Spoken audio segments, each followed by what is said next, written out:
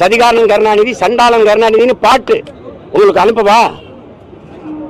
எழுதுனவன் பாடினவனை விட்டுட்டு ஏன் மறுபடியும் எடுத்து பாடினவனை கைது பண்றீங்க? இப்ப நான் பாடுற எம்எல்ஏ பேர் போடு. கள்ளத்தனம் செய்த காதகன் கருணாநிதி, சதிகாரன் கருணாநிதி, சண்டாளன் கருணாநிதி. போடு பாப்போம், போட்டு உள்ள வை. நீ புள்ள பூச்சி பிடிச்ச விளையாடுவா ராஜா?